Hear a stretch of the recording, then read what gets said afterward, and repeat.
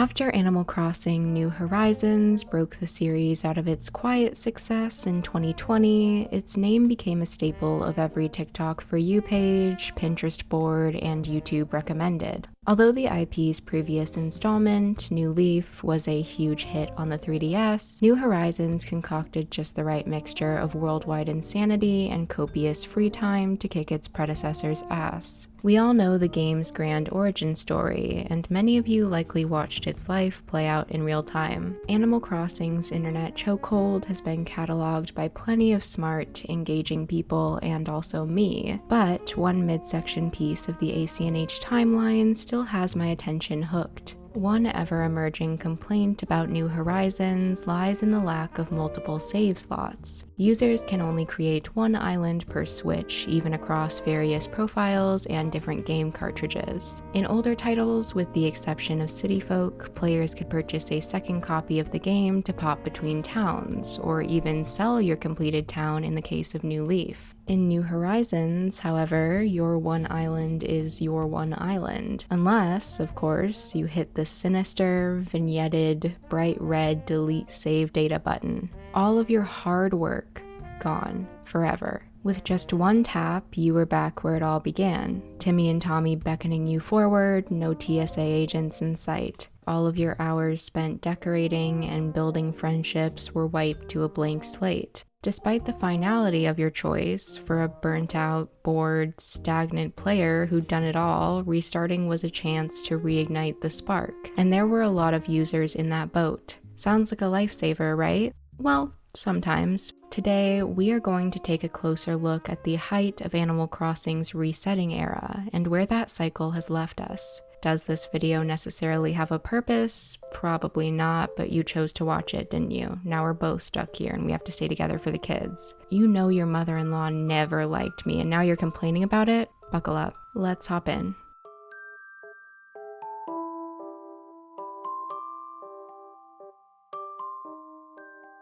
To begin, it's important to look at the culture which formed around ACNH at launch. If you've been with me for some time, you already know all of this, so feel free to skip to this timestamp to avoid repetition. If you'd like a refresher, come, sit down. Join me on this itchy jacquard floral couch, drink some tea out of a white and gold Pyrex mug. A large amount of the New Horizons content that's been released falls under the category of island design, whether it's inspiration in the form of tours and idea compilations, or just straight up tutorials, you can see a running theme of aesthetic-focused videos popping up in huge numbers. In some cases, these were accompanied by more straightforward, informative voiceovers, while in others, the commentary was more easygoing and chatty. Plenty of Let's Plays are also around, and these sometimes incorporate design elements as well, like in videos by the incredible Amanda or Vis. These two styles make up a heavy chunk of the ACNH niche, making a lot of hard, creative work very necessary, which is why I've never done a tutorial in my life.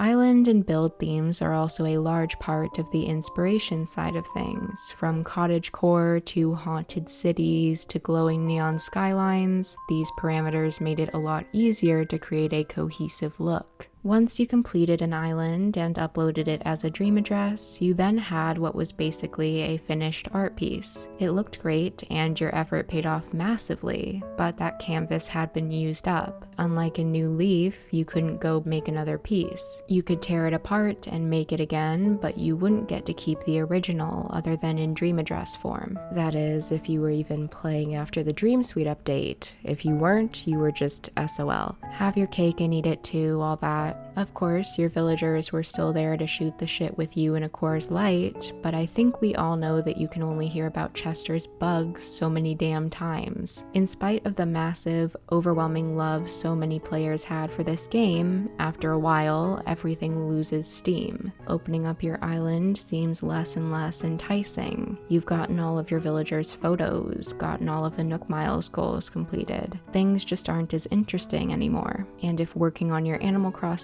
island was something that brought you joy or maybe even made you some income, you'd want to snatch that steam back, right? Enter the mighty reset button. There's no way to nail down exactly when the trend started to pick up speed, but from the eye of post and video publishing dates, island resetting seemed to peak in early 2021. That would place the spike around a year after the game's initial release, which makes perfect sense. If you got it at launch, you would have already played through all available events and seasons, and probably completed your island. Of course, island resetting didn't magically start occurring in April and May, but we did see a lot of it around this time. This was the era when I first reset my island, well before this channel ever existed. But early 2021 was in a tight competition with October of 2021. When the massive 2.0 update was announced. In preparation for all of the new content, lots of players elected to start fresh to experience the game from the beginning with all its new features. I also reset at this point, which, let me tell you, was so unnecessary. But, you know, hindsight is 2020, live, laugh, love, peace on earth. The initial boost helped smooth over the gap between game updates, and the November uptick bumped the hype for 2.0 even higher up. However, the cycle of restarting didn't disappear after it hit its height, and instead just kinda kept going. In theory, this gave the game an almost infinite lifespan. Make one island, finish it, save it, pick a new theme, and start again. Resetting was the golden ticket to making the game exciting again, switching things up and giving you tasks to set as goalposts. Getting to 3 stars was once again a hill you needed to climb, and house upgrades started at the bottom. Creating all new custom designs, picking paths, making a new Pinterest board for that cool idea you had. It was rehashing the joy of earning a sense of achievement. As more and more excitement built up around the act of resetting, it seemed to form itself into a loop.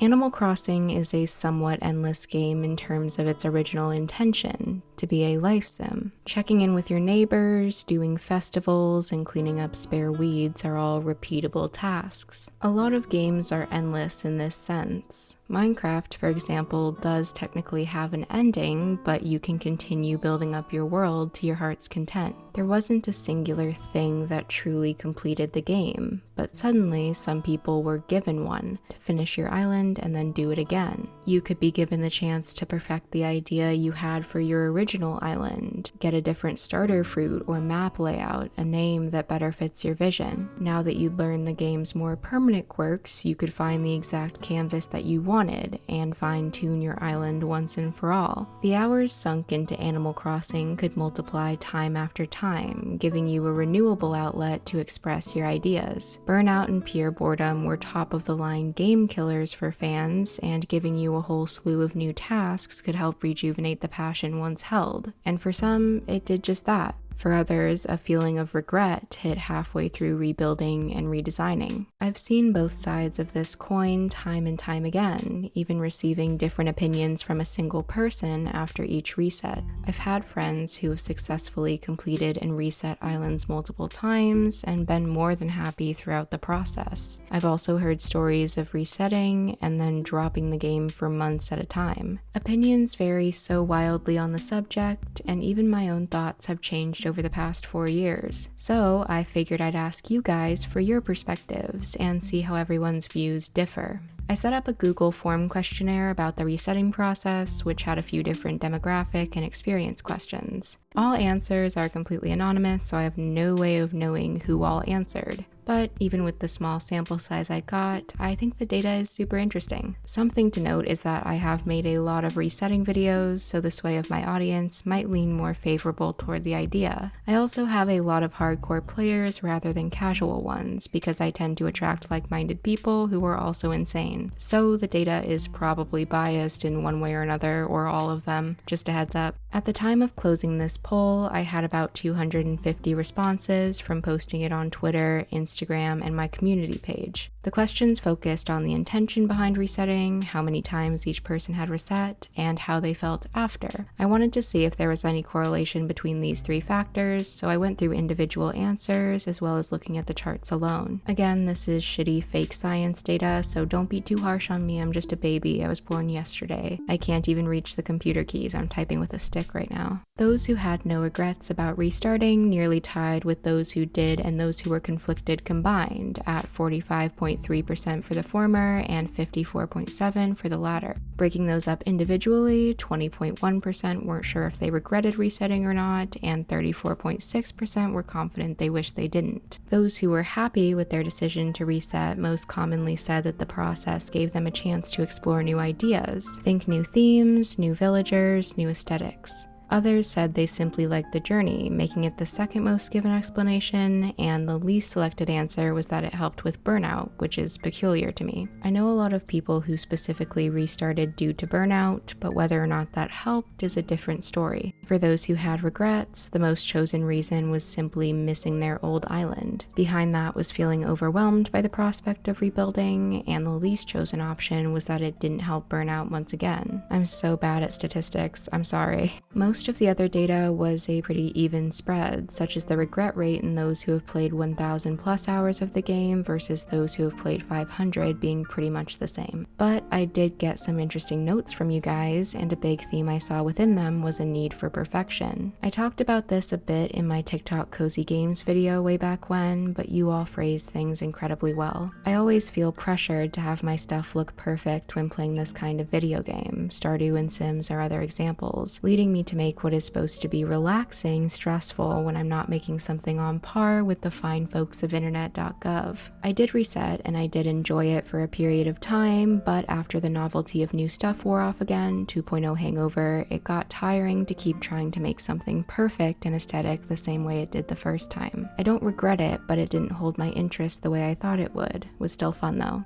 Side note, please excuse my voice. I'm getting really sick and I want to finish this voiceover before I can't talk at all. There's such a hefty amount of pressure to meet standards that you unknowingly set for yourself, especially after watching a lot of content related to the game itself. Personally, I finished my first island before I really started diving into design videos, and once I did, I started to get a sense of failure in the back of my head. Comparison is the thief of joy and all that, but I also think it's the thief of individuality, which is what creating your island should be all about. It should be celebrated for being yours, not being perfect. Another sentiment I saw a lot was players being unable to recapture the original joy of the game, and feeling more or less disappointed when they reset and didn't have that same excitement. Feeling that waning drive for something that has been a big source of comfort for you is hard, especially when you're not sure what you want to explore next. But for some, it completely rejuvenated the entire experience and made their Animal Crossing obsession grow brighter. It's such an individual and personal topic, and it relies heavily on how you enjoy experiencing games. You all gave incredibly thoughtful and intriguing responses, and I'm so thankful for that. Well, most of you. This is my audience, though I'm not sure what I was expecting. Anyway, thanks for letting me pick your brains. Now, I don't want to pose restarting as a trend that boomed and disappeared, because it didn't. Plenty of people are still playing and building and starting over. In fact, I think these booms were more of an introduction than anything.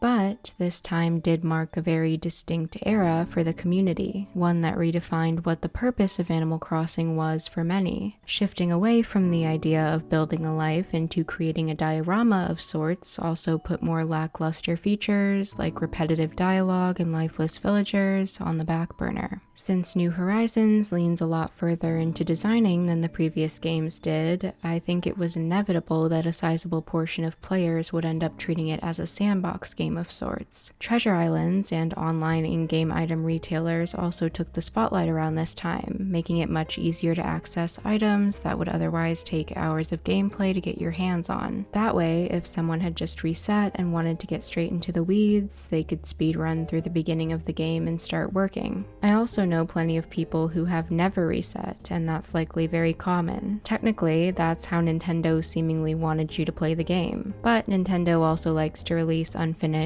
barely playable shit games, so I don't often care how they want me to do things. However, there is a lot of joy in logging back on every couple of weeks to find a fully finished island and your neighbors enjoying your work. It's like visiting family, checking in, saying hi, if you like your family. There isn't a right or wrong way to play, and that's what makes ACNH such a broadly enjoyable game. The appeal of it is so subjective, and I love seeing people in the community use it in different ways. Resetting is a decision decision that only you can make, and it serves different people in different ways. You might hate every second of it or find it to be the best part of the game. That's up to you and how you choose to experience it. It's a fun thing to explore nonetheless, and I hope you find it just as interesting as I do for some reason. We're only a few months away from New Horizons' 5th birthday, half a decade. That is fucking bonkers, dude. There isn't really a conclusion to this video, it's just a collection of observations, but I'd like to hear yours too. Let me know what you think, tell me your experiences. I'd love to hear them, and this discussion is far from over. Thank you so much for watching this video, I really appreciate it. Sorry it's a little shorter. Again, I am feeling so nasty, but we'll get through it. You know, we ball, fuck it.